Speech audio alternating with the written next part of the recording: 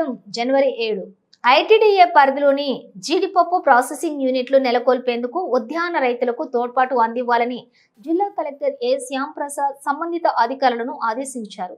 మంగళవారం స్థానిక కలెక్టర్ కార్యాలయం సమావేశ మందిరంలో వ్యవసాయ అనుబంధ శాఖల పురోగతిపై అధికారులతో సమీక్షా సమావేశం నిర్వహించారు. సో మీరే చెప్పాలి అక్కడ లోకల్ గా మీ విలేజ్ ఈ కలెక్షన్ సెంటర్స్ చెప్పాలి. And DMGCC will act as a notification కూడా మీ ఇద్దరు horticulture officer identity collection centres by next meeting with in 1 week. అంటే దానికి ఏమైనా చిన్న చిన్న రిపేర్స్ అంటే ఆ పర్టికులర్ లొకేషన్ కి ఎవరు విడికి అందులో ఎవరు దీన్ని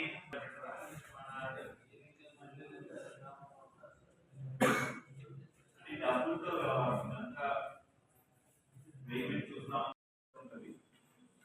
ప్రైమరీ ప్రాసెసింగ్ సెంటర్ ఉంటుంది and secondary processing centre. So ఈ మూడు ఉంటాయి. సో మీరు ప్రతి చోట ప్రైమరీ ప్రొక్యూర్మెంట్ సెంటర్ అంటే ప్రైమరీ కలెక్షన్ సెంటర్ అంటున్నారు. I think cashew collection centre CCC cashew collection centre అని పేరు పెట్టుకుంటాం. దానికి ఒక బిల్డింగ్ ఏంటి, అక్కడ లొకేషన్ ఇన్ఛార్జ్ ఎవరు, వాళ్ళ ఫోన్ నెంబర్ ఏంటి, ఇది ఒక డేటా తీసుకోవాలి. అండ్ అక్కడ ఉన్న బిల్డింగ్ పేరేంటి, ఆ బిల్డింగ్ ఎంత ఏరియా ఉంది, and is it okay for collection. Okay అంతే కదా. కాబట్టి రైతు ఓన్ బిల్డింగ్స్ ఎన్ని ఉన్నాయి అంటే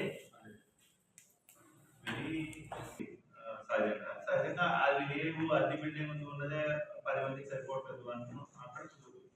సో అప్పుడు వీలుంటే గ్రామ సచివాలయం బిల్డింగ్స్ కూడా కొన్ని చోట్ల వాడచ్చు. గ్రామ సచివాలయం బిల్డింగ్స్ లో కూడా ఏదో రూమ్ ఖాళీ ఉంటుంది చూడండి.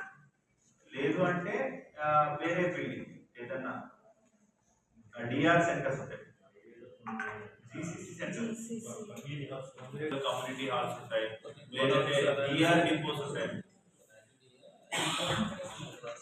ఐటీ కలెక్షన్ సెంటర్స్ ఉన్నాయి. Very good.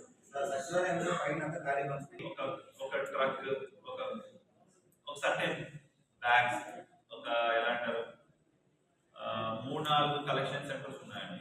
ఆ 3-4 కలెక్షన్ సెంటర్స్ నుంచి ప్రైమరీ ప్రాసెసింగ్ సెంటర్ కి రావాలి. సో ఒక వెహికల్ లో 10 బ్యాగ్స్ పడతాయి అనుకోండి. అట్లీస్ట్ 10 బ్యాగ్స్ సరిపడా క్వాంటిటీ ఏర్పడితే ఆ వెహికల్ స్టార్ట్ అవుతుంది.